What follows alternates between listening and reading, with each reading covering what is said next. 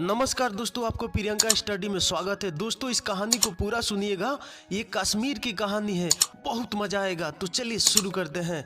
लोग एक ऐसे राजा की कहानी कहते हैं जिसके 7 पत्नियां थी, पर उनमें से बच्चा किसी के नहीं था। जब उससे अपनी पहली पत्नी से शादी की थी तो सोचा था कि वह जरूर ही उसको एक बेटा देगी, पर ऐसा नहीं हुआ। फिर उसने दूसरी से शादी की, तीसरी से शादी की, फिर चौथी, पांचवी, छठी और 7वीं से शादी की, पर किस्मत की बात किसी के भी कोई लड़का नहीं हुआ जो उसको खुश करता और उसके बाद उसका राज्य संभालता। इस बात को लेकर वह बहुत दुखी था। एक बार वह पास के एक जंगल से कुछ कराहता सा गुजर रहा था कि उसको बहुत सुंदर परी दिखाई दी। उसने राजा से पूछा, तुम कहाँ जा रहे हो? राजा बोला, मैं बहुत दुखी और अभागा हूँ। हालांकि मेरी 7 पत्नियां हैं, पर अपना कहने के लिए मेरा कोई बेटा नहीं है जिसे मैं अपना वारिस कह सकूं। मैं इस जंगल में आज इसलिए चला आया ताकि मुझे कोई संत मिल जाए और वह मेरी इच्छा पूरी कर दे। परी ने हंसते हुए पूछा, और तुम क्या सोचते हो कि तुम्हें यहाँ इस बियाबन जंगल में कोई संत मिलेगा? यहाँ केवल मैं रहती हूँ, पर मैं तुम्हारी सहायता कर सकती हूँ। अगर मैं तुम्हारे दिल की इच्छा पूरी कर दूं तो बताओ तुम मुझे क्या दोगे? राजा बोला, तुम मुझे एक बेटा दे दो, मैं तुमको अपना आधा राज्य दे दूंगा। परी बोली, मुझे तुम्हारा न तो सोना चाहिए और न देश ही चाहिए। तुम मुझसे शादी कर लो तो तुम्हें बेटा भी मिल जाएगा और राज्य का वारिस भी। राजा राजी हो गया और परी को लेकर अपने महल चला गया। वहां जाकर उसने जल्दी ही उसको अपनी 8वीं पत्नी बना लिया। राजा की खुशी का कोई ठिकाना न रहा जब उसे कुछ दिन बाद यह पता चला कि उसकी दूसरी 7 पत्नियों के बच्चा होने वाला था। पर वह परी जिसको राजा ने अपनी 8वीं पत्नी बनाया था, परी नहीं थी बल्कि एक राक्षसी थी जो उस जंगल में राजा के सामने परी के रूप में इसलिए प्रकट हुई थी ताकि वह उसको धोखा देकर उसके महल में खुरापात मचा सके। हर रात जब शाही घराने के सब लोग सो जाते, वह उठती और अस्तबल में जाते समय और बाहर नौकरों के घरों की तरफ जाते समय एक आध हाथी खा लेती, या फिर 3-4 घोड़े या कुछ भेड़े या ऊंट खा लेती, और अपने भूख प्यास बुझाने के बाद सुबह होने से पहले पहले अपने कमरे में आकर लेट जाती जैसे कुछ हुआ ही ना हो। पहले तो राजा के नौकर इस बात को बताने में डरते रहे, पर जब उन्होंने देखा कि जानवर तो हर रात गायब होते रहे हैं तो उनको राजा के पास जाना पड़ा। तुरंत ही महल की इमारत की सुरक्षा की कड़ा हुक्म सुना दिया गया और उसके हर कमरे की रक्षा के लिए चौकीदार नियुक्त कर दिए गए, पर सब बेकार था। जानवर हर रात गायब होते रहे और कोई यह नहीं बता सका कि यह सब कैसे हो रहा था। एक रात राजा अपने कमरे में परेशान सा घूम रहा था कि वह इस बारे में क्या करे कि उसकी 8वीं पत्नी यानी कि नकली परी ने कहा, तुम मुझे क्या दोगे अगर मैं तुम्हारा चोर ढूंढ दूं तो? राजा बिना सोचे समझे बोला, कुछ भी, हर चीज। परी बोली, ठीक है, तो अभी तुम जाकर सो, कल सुबह मैं तुम्हें बताऊंगी कि यह सब खुरापात किसने मचा रखी है। यह सुनकर राजा सोने चला गया और जल्दी ही गहरी नींद में सो गया। उसके सोते ही उसकी नीच पत्नी उस कमरे से निकली, भेड़ों के बाड़े में गई, एक भेड़ ली, उसको मारा और उसका खून एक मिट्टी के बर्तन में भर दिया।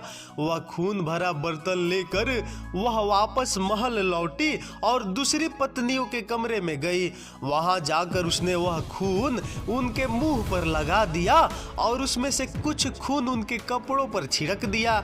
इसके बाद वह कमरे में आकर लेट गई। राजा तभी भी गहरी नींद सो रहा था। जैसे ही सुबह हुई उसने राजा को जगाया और बोली, मैंने तुम्हारा चोर पकड़ लिया है। तुम्हारी जो दूसरी पत्नियां हैं उन्होंने ही जानवर चुराए हैं और खाए हैं। वे लोग इंसान नहीं है बल्कि राक्षसी है। अगर तुम अपनी जिंदगी बचाना चाहते हो तो तुम्हें उनसे बच कर रहना चाहिए। अगर तुम्हें मेरी बात झूठ लग रही हो तो तुम खुद जाकर देख लो।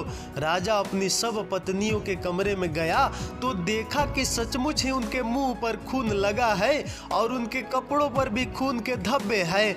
यह देखकर राजा बहुत गुस्सा हो गया। उसने उनके लिए यह हुक्म सुना दिया कि उन सब की आंखें निकाल ली जाए और उनको शहर के बाहर वाले सूखे कुएं में फेंक दिया जाए।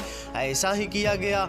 अगले दिन ही उनमें से एक रानी ने एक लड़के को जन्म दिया जिसको खाने की जगह सबने खा लिया। अगले दिन ही उनमें से एक रानी ने एक लड़के को जन्म दिया जिसको खाने की जगह सबने खा लिया। उसके अगले दिन एक और रानी ने एक लड़के को जन्म दिया। उसी तरह से खाने की जगह उसको भी सबने खा लिया। तीसरे दिन तीसरी रानी ने, चौथे दिन चौथी रानी ने, पांचवें दिन पांचवी रानी ने और छठे दिन छठी रानी ने एक एक लड़के को जन्म दिया और ये सब बच्चे खा लिए गए। सातवीं रानी का अभी समय नहीं आया था। उसने अपने हिस्से के बच्चे के टुकड़े नहीं खाए थे बल्कि उनको संभाल कर रख लिया था जब तक उसका अपना बच्चा जन्म लेता। जब उसके बच्चे का जन्म हुआ तो उसने दूसरी रानियों से प्रार्थना की कि वे उसके बच्चे को न खाए बल्कि उस बच्चे के हिस्से के बदले में उसने उनके बच्चों के हिस्से जो उन्होंने उसके खाने के लिए दिए थे वे ले ले। 6 रानियां मान गई और इस तरह उस बच्चे की भी जान बच गई और सब रानियों की जान भी बच गई। बच्चा धीरे धीरे बढ़ने लगा और बड़ा होकर वह एक ताकतवर और सुंदर लड़का बन गया। जब वह 6 साल का हुआ तो सातों रानियों ने सोचा कि उसको कुछ बाहर की दुनिया दिखाई जाए, पर वे यह काम कैसे करे। कुआं बहुत गहरा था और उसकी दीवारें बिल्कुल सीधी खड़ी थी। आखिर उन्होंने एक तरकीब निकाल ही ली। वे एक दूसरे के कंधे पर खड़ी हो गई। सातवीं रानी जो सबसे ऊपर खड़ी थी उसने बच्चे को उठाकर कुएं के किनारे पर बिठा दिया। कुएं से बाहर निकलते ही बच्चा महल की तरफ भाग गया। शाही रसोई घर में पहुंचकर उसने रसोइयों से खाना मांगा। रसोइयों ने उसको बहुत सारा खाना दिया जिसमें से कुछ उसने खाया और बाकी बचा खाना वह अपनी माँ और राजा के दूसरी पत्नियों रानियों के लिए ले आया। कुछ दिनों तक ऐसा ही चलता रहा कि एक दिन रसोइयों ने उससे वहीं रुक जाने के लिए और राजा के लिए कुछ खाना बनाने के लिए कहा। उसने उससे कहा कि उसकी माँ मर गई है और उसको उसका अंतिम संस्कार करने जाना जरूरी था तो आज वह उसकी जगह खाना बना दे। लड़का राजी हो गया। उसने कहा कि वह अपनी तरफ से भरसक कोशिश करेगा कि राजा के लायक खाना बना सके और रसोइयों उसे खाने का काम सौंप कर चला गया। उस दिन के खाने से राजा बहुत खुश हुआ। खाना ठीक से पका हुआ था, उसमें खुशबू भी बहुत अच्छी आ रही थी और हर ठीक से परोसा गया था। शाम को रसोइया लौट आया। राजा ने उसको बुलाकर उसके खाने की बहुत तारीफ की और कहा कि आज का खाना बहुत अच्छा था और वह आगे भी वैसा ही खाना बनाया करे। यह सुनकर रसोइयों ने ईमानदारी से स्वीकार किया कि उस दिन का खाना तो उसने बनाया ही नहीं था। उस दिन तो वह सारा दिन ही महल में नहीं था क्योंकि उसकी माँ मर गई थी। उसने एक लड़के को यह जिम्मेदारी सौंप दी थी, उसने ही वह खाना बनाया था। जब राजा ने यह सुना तो उसने रसोइये को उस लड़के को अपने रसोई घर में नियमित रूप से नौकरी देने के लिए कहा। अब क्या था, राजा के रसोई घर में रोज नए नए पकवान बनने लगे और राजा उनसे खुश होकर उस लड़के को अक्सर भेंट देने लगा। वह लड़का ये सब भेंटें और खाना अपनी माँ और अपनी सौतीली माओं के लिए लेकर जाने लगा। जब वह लड़का महल से कुएं की तरफ जाता था तो रास्ते में एक फकीर पड़ता था जो हमेशा उसे आशीर्वाद देता और उससे भीख मांगता, तो लड़का भी उसको कुछ न कुछ दे ही देता था।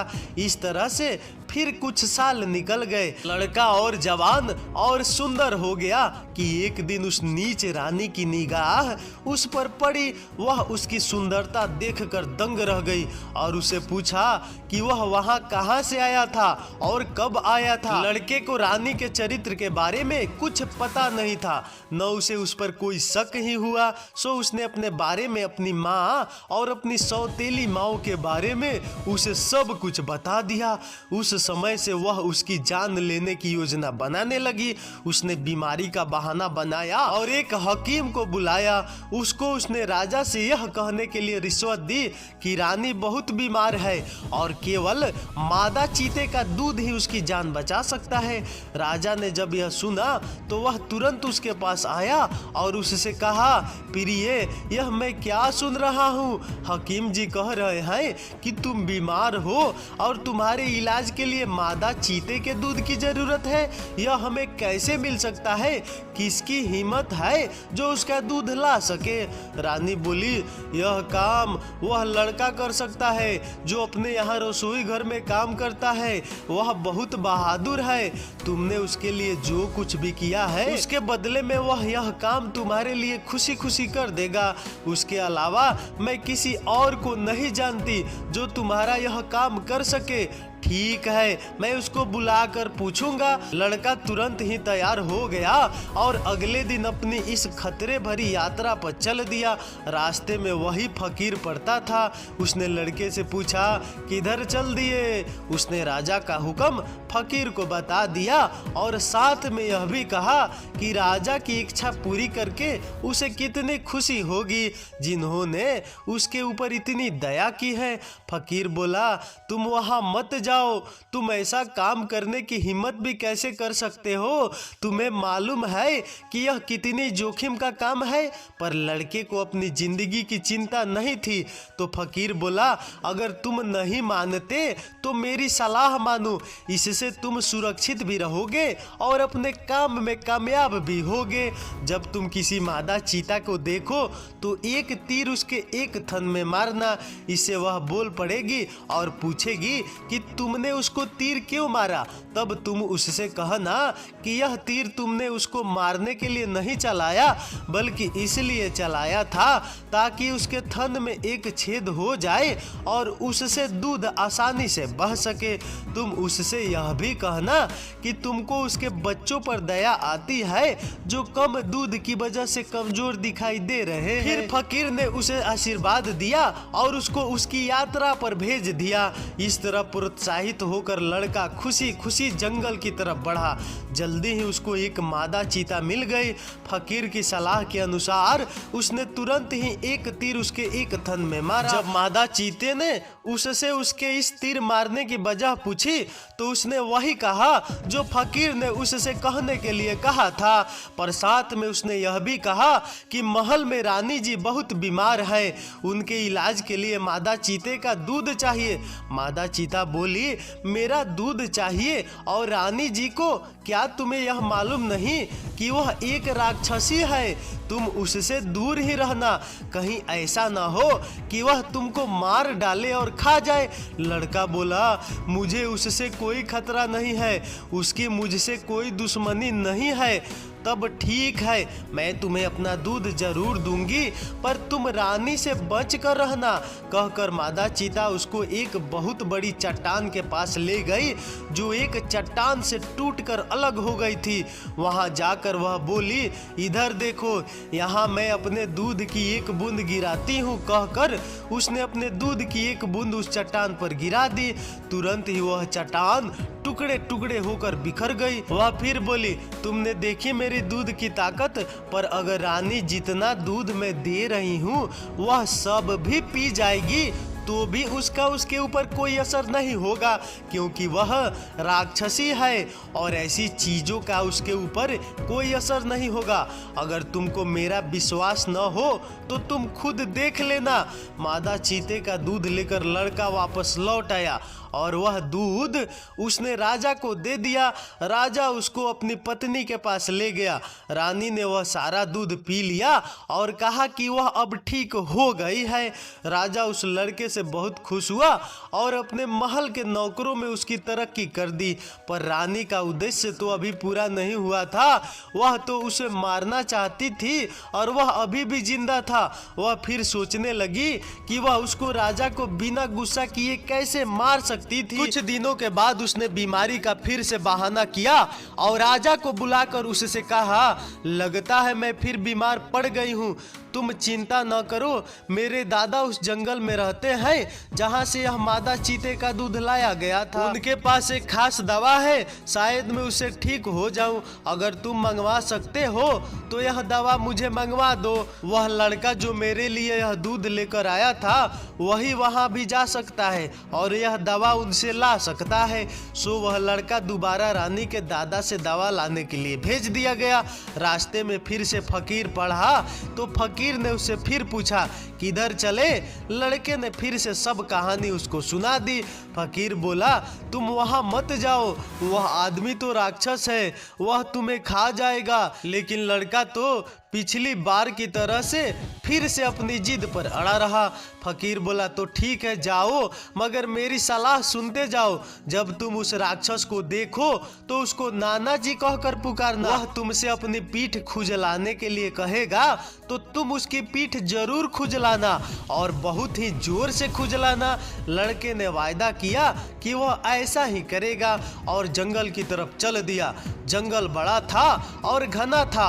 उसको लगा कि वह तो उस राक्षस तक कभी पहुंच ही नहीं पाएगा, पर तभी उसको उस राक्षस का मकान दिखाई दे गया और साथ में राक्षस भी। उसको देखते ही वह तुरंत चिल्लाया, नाना जी, मैं आपकी बेटी का बेटा हूँ। मैं आपसे यह कहने आया हूँ कि आपकी बेटी बहुत बीमार है और वह जब तक ठीक नहीं हो सकती जब तक कि वह यह दवा न ले जो आपके पास है। उन्होंने मुझे इसलिए आपके पास भेजा है, मेहरबानी करके वह दवा मुझे दे दीजिए। राक्षस बोला, ठीक है, मैं तुम्हें वह दवा देता हूँ, पर पहले तुम जरा मेरी पीठ खुजला दो, यहाँ बहुत खुजली आ रही है। राक्षस ने झूठ बोला था, उसकी पीठ में बिल्कुल भी खुजली नहीं आ रही थी। वह तो बस यह देखना चाहता था कि वह लड़का उसकी बेटी का असली बेटा था या नहीं। फकीर के बताए अनुसार उसने राक्षस की पीठ बहुत जोर से खुजला दी। जब लड़के ने राक्षस की पीठ में अपने नाखून गड़ाए जैसा कि वह उसकी पीठ खुरच देना चाहता हो, तभी राक्षस ने उसे रोक दिया। ठीक है और दवा देकर उसे वापस भेज दिया। महल पहुंचकर उसने वह दवा राजा को दे दी। राजा उसको अपनी रानी के पास लेकर गया। उसने उसको लिया और बताया कि वह अब पहले से बेहतर थी। राजा उस लड़के से अब और भी ज्यादा खुश था। बदले में उसने उसको कई भेंटें दी और उसको और भी कई चीजें दी। नीच रानी की अब समझ में ही नहीं आ रहा था कि वह ऐसे लड़के के साथ क्या करे। वह तो मादा चीते से बचकर आ गया था, उसके पिता से भी बचकर आ गया था। भगवान ही जानता है कि ऐसा कैसे हुआ, पर अब वह उसका क्या करे। आखिर उसने उसको अपनी एक बूढ़ी दादी के पास भेजने का प्लान बनाया जो उसी जंगल में उसके पिता के घर के पास ही रहती थी। उसको पूरा भरोसा था कि इस बार वह जिंदा वापस नहीं आ पाएगा। सो उसने राजा को बुलाया और उससे कहा कि मेरे घर में मेरी एक बहुत ही कीमती कंघी है, मुझे वह चाहिए। मेहरबानी करके उस लड़के को मेरी वह कंघी लाने भेज दो। जब वह जाने के लिए तैयार हो तो मुझे बता देना, मैं उसको अपनी दादी के नाम चिट्ठी दे दूंगी। राजा ने उसकी बात मान ली और लड़का उससे उसकी दादी के नाम चिट्ठी लेकर चल दिया। रास्ते में फिर वही फकीर पड़ा तो उसने पूछा, अब क्या चल दिए? लड़के ने उसको फिर से सब कुछ बता दिया। उसने उसको रानी की दी हुई चिट्ठी भी पढ़ने के लिए दी। फकीर बोला, जरा मैं भी तो पढ़ूं कि इसमें क्या लिखा है। पढ़कर वह बोला, क्या तुम जानबूझकर मौत के मुंह में जाना चाहते हो? यह चिट्ठी तो तुम्हारी मौत का परवाना है, कंघी का तो केवल बहाना है। इसमें क्या लिखा है? इस चिट्ठी में यह लिखा है कि इस चिट्ठी का लाने वाला मेरा बहुत खास दुश्मन है। मैं अपना कोई भी काम तब तक पूरा नहीं कर पाऊंगी जब तक यह जिंदा है। जैसे ही यह तुम्हारे पास पहुंचे इसको मार देना ताकि मैं इसके बारे में फिर कुछ न सुनूं। जैसे ही लड़के ने यह शब्द सुने वह तो डर के मारे थर थर कांपने लगा, पर वह राजा को दिया हुआ अपना वायदा नहीं तोड़ सकता था। उसने यह पक्का इरादा कर लिया था कि वह राजा का काम पूरा करेगा, चाहे उसकी जान खतरे में ही क्यों ना हो। सो फकीर ने वह चिट्ठी तो फाड़ कर फेंक दी और एक दूसरी चिट्ठी इस तरह लिखी, यह मेरा बेटा है, जब यह तुम्हारे पास पहुँचे तो इसका खास ख्याल रखना और इसको बहुत प्यार से रखना। यह लिखकर उसने यह चिट्ठी लड़के को दे दी और कहा कि वह उसको नानी कहकर पुकारे और उससे बिल्कुल डरे नहीं। लड़के ने वह चिट्ठी ली और जंगल की तरफ चल दिया। राक्षसी के घर पहुंचकर उसने जैसे कि फकीर ने उसे सलाह दी थी, राक्षसी को नानी कहकर पुकारा और फकीर की लिखी हुई चिट्ठी उसको थमा दी। चिट्ठी पढ़कर उसने उस लड़के को गले लगाया और अपनी बेटी और उसके शाही पति के बारे में काफी कुछ बातें पूछी। राक्षसी ने जितना अपनी तरफ से सोच सकती थी लड़के पर पूरा ध्यान दिया और उसकी सुख सुविधा का भी पूरा ख्याल रखा। जब वहां से चलने लगा तो उसने उसको बहुत सारी भेंटें दी, जिनमें से एक साबुन की शीशी थी जिसकी अगर एक बूंद भी जमीन पर गिर जाए तो वहां एक बहुत बड़ा पहाड़ खड़ा हो जाता है। एक शीशी भरकर सुइया भी दी, जिसकी अगर एक सुई नीचे गिर जाए तो एक बड़ी पहाड़ी खड़ी हो जाएगी जिस पर नुकीली कीलें गड़ी होगी। एक शीशी भरकर पानी था जिसमें से अगर पानी जमीन पर डाला जाए तो समुद्र बन सकता था। उसने उसको ये चीजें भी दिखाई और उनका मतलब भी समझाया।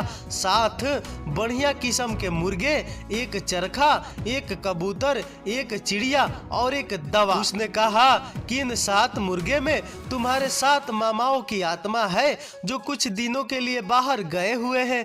जब तक ये 7 मुर्गे जिंदा है तब तक तुम्हारे मामा जिंदा है और उनको कोई नुकसान नहीं पहुंचा सकता।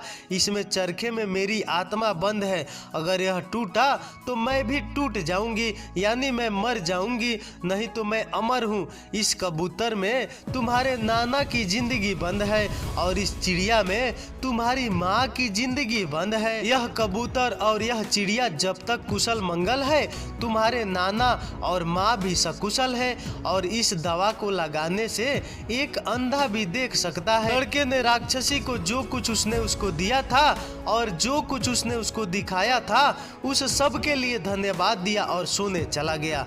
सुबह को राक्षसी जब नदी पर नहाने गई, लड़के ने 7 मुर्गों और कबूतरों को मारा और चरखे को जमीन पर मारकर तोड़ दिया। उसी समय राक्षसी, उसका पति और 7 बेटे मर गए। फिर उसने पिंजरे में बंद चिड़िया को पकड़ा, वह कीमती दवा ली और राजा के महल की तरफ चल दिया। रास्ते में वह अपनी माँ और राजा की दूसरी रानियों का अंधापन दूर करने के लिए रुका। जैसे ही उसने यह दवा उनकी आंखों पर लगाई, उनकी दृष्टि वापस आ गई। उसने उन सबको कुएं से बाहर निकाला। अब सब मिलकर राजा के महल की तरफ चले। महल जाकर लड़के ने उनको एक कमरे में इंतजार करने के लिए कहा और फिर वह राजा के पास गया और उसको अपनी माँ से मिलने के लिए तैयार किया। उसने कहा, राजा साहब, मैं आपको कई भेद बताना चाहता हूँ। मैं आपसे प्रार्थना करता हूँ कि आप उन्हें ध्यान देकर सुने। आपकी पत्नी एक राक्षसी है और वह मुझे मारने का प्लान बना रही है, क्योंकि वह यह जानती है कि मैं आपकी कई पत्नियों में से एक पत्नी का बेटा हूं, जिनको आपने अंधा करके एक सूखे कुएं में डलवा दिया था। वह डरती है कि मैं एक दिन आपकी राजगद्दी का वारिस बन जाऊंगा, इसलिए वह चाहती है कि मैं जल्दी से जल्दी मर जाऊं। मैंने उसके माता पिता और 7 भाइयों को मार दिया है और अब मैं उसको मारने वाला हूँ। उसकी जिंदगी इस चिड़िया में बंद है। कहकर उसने उस चिड़िया का गला घोट दिया। रानी तुरंत ही मर गई। फिर वह राजा को अपने साथ ले गया और उसकी 7 रानियों को दिखाकर बोला, ये आपकी असली 7 रानियां हैं। आपको घर में आपके 7 बेटे पैदा हुआ, जिनमें 6 बेटे खाने की कमी के वजह से मारकर खा लिए गए। मैं 7वां अकेला जिंदा बचा रहा। यह सुनकर राजा बिलख बिलख कर रो पड़ा।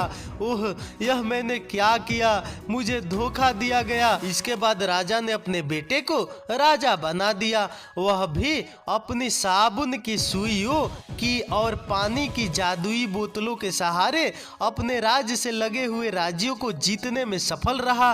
बूढ़ा राजा अपनी 7 पत्नियों के साथ शांतिपूर्ण जिंदगी बिताता रहा और आनंद करता रहा। तो दोस्तों आपसे सवाल है कि वह लड़का राजा की 7 रानियों में से किसका बेटा था? तो आप कमेंट में जल्दी जल्दी उत्तर दीजिए, मैं कमेंट का जवाब दूंगा और अगले वीडियो के लिए भी तैयार रहिए। तो चलिए दोस्तों फिर अगले वीडियो मिलते हैं, तब तक नमस्कार, धन्यवाद।